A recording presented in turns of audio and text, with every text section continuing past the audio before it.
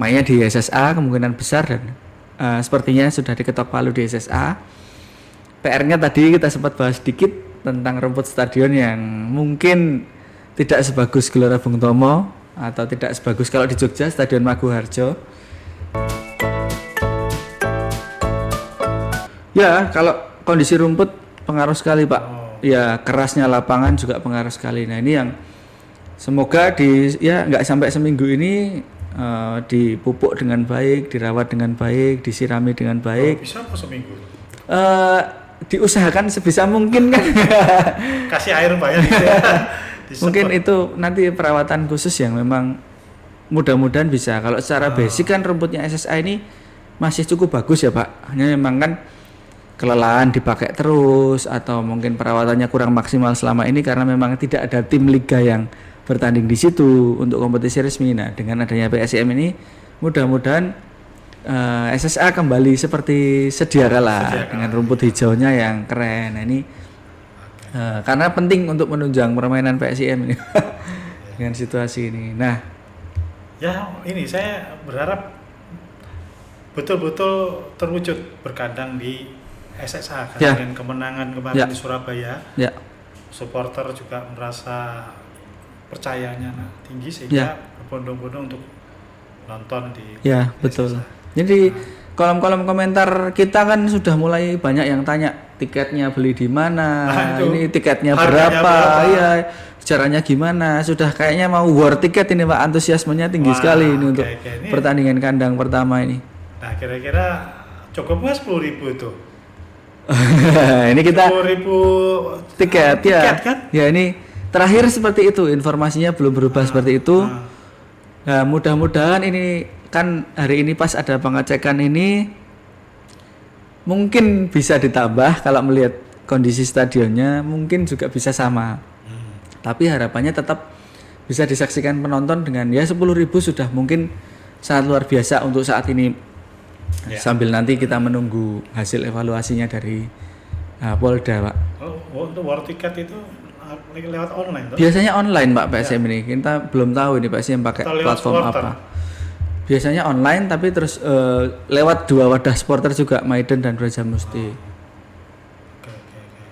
Karena 10.000 loh. Ya.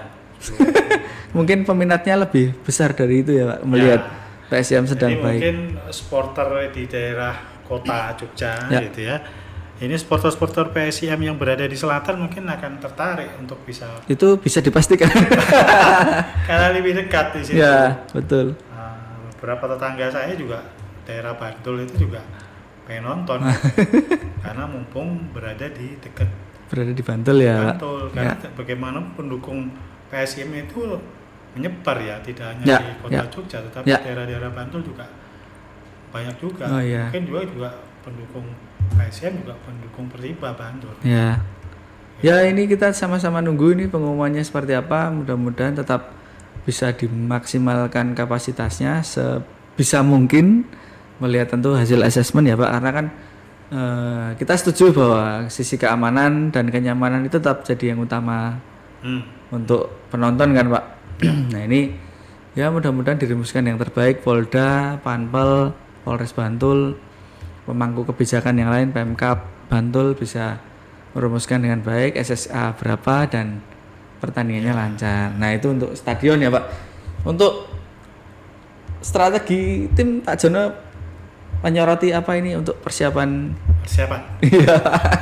Strategi tim itu tentu ya. Saya menyoroti pemilihan pemain yang lebih cocok untuk melawan Arema ya. Karena apa? Karena Arema ini kan tim yang sudah lama di strata tertinggi. Ya, betul. Dan dinamikanya juga banyak tim itu ya. Dan juga mungkin permainannya keras dan harus hati-hati kan gitu. Ya, betul. Ya, sama mereka nggak banyak mengubah komposisi sepertinya Pak untuk lokalnya. Nah, untuk asingnya memang mungkin ada banyak pergantian, tapi ya secara tim ini yang patut diwaspadai ketika timnya udah stabil dari tahun ke tahun ini emang patut diwaspadai. Ya itu PSIM memang ya menunggu bagaimana apakah tapi kemungkinan besar tidak akan jauh dari winning team kemarin Pak. Karena memang mereka sedang bagus ya, berada di permainan yang bagus. Tapi mungkin nanti akan JP punya strategi ketika home akan seperti apa. Nah ini yang kita tunggu bareng-bareng. Kalau prediksinya Mas Hermin, kalau di Surabaya itu kan mainnya 57%, 43% possessionnya ya. Possession ya. Nah besok ini lebih tinggi nggak penguasaan bolanya? Mungkin akan rame ya Pak. Nggak akan lebih tinggi banyak juga dari Arema. Karena Arema juga tim papan itu tadi kita tahu, mereka juga pemain-pemainnya juga banyak yang berpengalaman dan ya Arema dengan Pak Iwan Budianto ini yang sangat matang di sepak bola Indonesia. Jadi dalam perburuan pemain pun mereka jeli. Jadi patut kita waspadai juga ini Arema ini karena kan diam-diam tapi mengejutkan juga ya, kita bisa itu. Tapi di sisi lain ya seperti kita ngobrol kemarin Pak dengan si Valente di PSIM yang punya kebebasan di lini tengah, ini mudah-mudahan bisa dijagain oleh teman-temannya. Jadi dia tetap punya kebebasan di tengah, teman-temannya bisa mengimbangi dia dengan nggak terlalu Z-sentris karena itu juga bahaya. Ketika gampang dibaca lawan, Z di marking maka akan pincang PSIM. Nah mudah-mudahan ada strategi-strategi yang lain ketika Z ini dikawal akan kemana, siapa yang akan menguasai lini tengah, ini bisa ada sisi lainnya. Ya ada sisi lainnya. Terus kemudian perlu dicermati juga, kemarin kita belum tanya memang kondisi Rahmat So yang ditarik keluar kemarin seperti apa, apakah cederanya serius atau sudah bisa mulai gabung latihan, tapi sepertinya tidak ada isu, jadi mungkin bisa diturunkan lagi di laga minggu depan lawan Arema. Kalau bicara soal strategi, nanti kan pilihan orang ya. Ya. Kalau strategi tadi kita juga bicara soal kemungkinan apakah akan lebih menyerang atau penguatan pertahanan ketika lawan Surabaya, Persebaya. Menurut Mas Hermin, pertahanan kita gimana besok harusnya? Ya, mungkin karena bermain home tentu akan mengincar gol dan kemenangan. Mungkin ini akan membuat PSIM tentu bermain lebih agresif. Hanya ya kita patut appreciate juga kepada duet palang pintu PSIM ini, Yusaku dan Ramos Minggu ini kemarin begitu pintar dan ketatnya membaca sampai tuan rumah susah menembus. Nah ini yang kita tunggu ini, kolaborasi keduanya tambah Reva Aditama dan mungkin Raka Cahyana di kanan ini bahu-membahu untuk menjaga dulu. Yang penting itu kan tetap tidak kebobolan dulu agar bisa menyerang dengan nyaman. Nah ini yang kita tunggu bagaimana, sekali lagi kita tunggu ya Pak, karena ini sifatnya semuanya prediksi. Van Gastel Coach JP ini akan, apakah kita akan mendorong menyerang di awal, menekan Arema sejak awal, atau ya kita tunggu dulu sampai menemukan permainan yang nyaman di tengah. Karena kan jangan lupa juga Pak John, jam 3:30 sore di Bantul itu panasnya beda. Karena ya kita nanti kan PSIM main sore ya 3:30. Nah ini juga perlu, mungkin kan ada strategi tersendiri dari PSIM. Emang temperatur tuh mempengaruhi permainan? Ya betul Pak. Emang menguras fisik ya? Ya kita akan lebih banyak berkeringat keluar. Akan lebih lebih capek yang jelas. Nah, tapi ini kan lawan juga semacam itu. Sama juga. Nah ini kan mungkin akan nanti menentukan apakah akan main normal atau langsung press di depan. Nah ini yang pasti akan lihat di situasi di lapangan. Ketika Aremanya masih pelan, mungkin PSIM bisa gas. Nah itu yang ya menariknya sepak bola kan itu Pak, melihat situasi di lapangan, game plan-nya apa nih? Oh ternyata lawan seperti itu, yaudah kita ambil game plan yang ini. Meskipun sejak awal sudah direncanakan untuk bermain seperti apa, plan A, B, C-nya seperti apa. Nah untuk Rafa turunan nggak kira-kira? Saya masih cenderung mungkin akan di babak kedua Pak. Iya, karena winning timnya kemarin bermain cukup baik. bisa jadi masih akan dipertahankan. Ya. Soalnya kan rindu dengan permainan Rafa. Jadi betul, memang itu entertaining Pak, dia itu entertaining banget kalau dia bermain itu dengan gayanya, dengan apapun itu menarik perhatian dan kita senang kalau melihat pemain-pemain yang punya daya tarik seperti itu kan Pak, hiburan. Dan gacor pula Pak. Nah, itu. Cuman maksudnya kalau melihat komennya JP itu kan karena posisi permainannya adalah pemain tinggi-tinggi, dia memprioritaskan yang pemain yang semacam itu. Nah kira-kira Arema ini apakah pertahanannya tinggi-tinggi atau tidak? Iya Pak, back-backnya tinggi-tinggi meskipun kemarin kan si Thales Lira itu dipinjamkan, tapi Arema punya pemain-pemain yang cukup baik. Jadi memang nanti kemudian akan tergantung ke strategi lagi Pak. JP tidak akan melihat banyak ke lawan, hanya memang fokus ke timnya seperti apa dan kemudian gameplaynya seperti apa. Nah tapi Rafa ini Pak di latihan itu sudah sangat sekarang jauh berbeda dari saat di Liga 2 kemarin. Dia sudah berjuang keras untuk bisa menjadi pemain inti di tempat utama. Supaya bisa jadi nggak begitu saja dia leha-leha lagi. Jadi dia udah berjuang dengan maksimal luar biasa. Ya. Kita tunggu ini Pak. Jadi seru. Ya, saya berharap Rafa bisa tampil lah. Ya. Tidak jadi cadangan. Mana sama sekali tidak ada menit bermain dalam satu pertandingan utama itu. Meskipun sudah belum ada gol ya. Betul.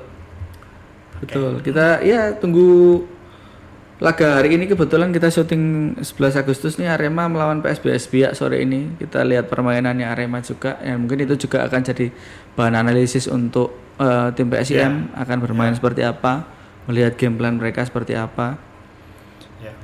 Kita tunggu semuanya. Oke.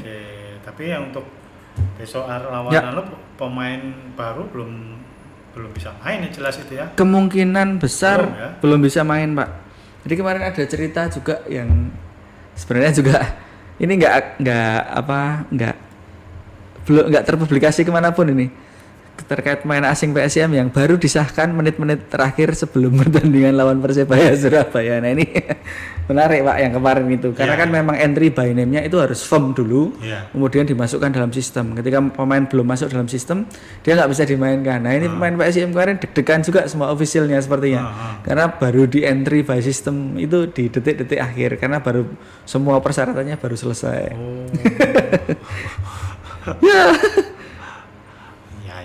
Betul. Nah kipernya kemungkinan tidak akan berubah ya Pak. Cahya Supriyadi karena memang clean sheet dan kemarin permainannya bagus, kecenderungannya tidak akan mengubah yang sudah ada. Tapi mungkin ya bisa juga ini dari Kufre yang kemarin dapat 2 peluang tapi nggak masuk ini. Nah itu 2 peluang berbahaya semua, peluang emas. Nah ini bisa juga nanti Rafa mungkin akan jadi winger yang ditugaskan untuk mengosak asik, mengobrak-abrik lini pertahanannya Arema. Bisa juga. Korvi kemarin itu sebetulnya ngosak asik sebetulnya. Betul, pergerakannya bahaya Pak. Bagus. Cuman itu 2 peluang finishingnya yang belum. Betul. 2 finishingnya tuh gagal semua. Betul. Dan disayangkan sama pemain lain. Ya, tapi memang itu Pak basicnya dia dari di Inggris itu memang kelihatan banget. Dia pergerakannya, visi bermainnya, minim gerakan tapi punya 2 peluang bahaya itu untuk pemain luar biasa loh Pak sebenarnya. Di luar finishingnya yang kurang. Tapi memang secara berarti kan dia punya visi untuk bisa mencetak gol. Itu yang jadi pertimbangan lah. Makanya mungkin akan susah juga bagi JP untuk memilih. Ya betul. Ya seru Pak. Seru ya. Ini ada info lain. Ada info lain Pak tentang Elite Pro Academy PSIM yang mulai menggelar penjaringan tertutup. Ini menarik yang perlu saya bahas di sini Pak. Perlu kita bahas bersama adalah PSIM melibatkan mantan-mantan pemain untuk jadi pelatih. Ini keren Pak. Di situ ada siapa nih? Ada beberapa Pak. Oni Kurniawan, kiper legendaris jelas. Dia berarti setelah Gancis tuh ya. Betul. Sama sekarang setelah Ganji satu ya. Iya, setelah Prasetyo Sugianto. Ya, tapi memang Oni ini sekarang memegang tahun paling panjang untuk kiper ya? Di PSIM. Iya, Pak, dari 2000 sampai 2015 mungkin. 15 tahun. Jadi cukup panjang juga. Nah, ini dia jadi koordinator untuk kiper. Jadi ada kelompok usia 16, 18 dan 20. Itu semua kelompok usia yang ada di situ. Ya, Oni koordinator kipernya. Nah, Oni terus kemudian selain itu ada Dimas Priambodo. Dimas Priambodo itu juga dulu gelandang PSIM, beberapa tahun memperkuat PSIM dan jadi pelatih kepala di U16. Nah, ini nanti ada asistennya juga. Ya. Betul, Pratama Gilang ini jadi asisten pelatih. Dia dulu juga gelandang bertahan di PSIM. Terus kemudian ada Hendika Arga Permana, itu kaptennya PSIM di beberapa tahun yang lalu. Dia juga jadi asisten di U18. Nah, ini menarik karena jelas mereka tahu bagaimana karakter PSIM, bagaimana kemudian membangun PSIM pemain ini dari hati. Nah, ini yang ditularkan untuk pemain-pemain nanti yang akan, karena kan EPA ini jadi jenjangnya PSIM untuk nanti mengisi skuad utama. Dan tadi sempat wawancara dengan Coach Erwan Hendarwanto, dia jadi direktur Elite Pro Akademinya. Ya memang ini EPA ini akan jadi sama cara bermainnya dengan tim senior, gaya bermainnya sama, dan ini akan jadi untuk jangka panjangnya, langkah jangka panjang untuk mereka bisa sampai ke tim utama. Ini kolaborasi yang menarik, Pak. Dan pemain-pemainnya itu dari Jogja semua. Jogja dan sekitarnya apa? Jogja semua, DIY, karena diambil dari Piala Suratin dan Porda, tim Porda. Porda dari 5 kabupaten kota yang terbaik diambil untuk diikut penjaringan. Berarti seleksinya bukan tidak terbuka ya? Tidak seleksi terbuka. Tapi ada tim scoutingnya. Betul, tim scouting untuk memantau. Nah, ini dan menarik, Pak, mereka tidak dipungut biaya. Karena kan kalau yang di tim EPA yang lain ini untuk sekedar seleksi saja, mereka harus registrasi sekian ratus ribu, nanti sekian ratus ribu dan sebagainya. Di PSIM ini komitmennya PSIM tampaknya cukup baik untuk anak-anak di DIY ini, tidak ada biaya apapun untuk proses penjaringan dan sampai nanti jadi masuk ke dalam tim. Karena kan tidak rekrutmen terbuka.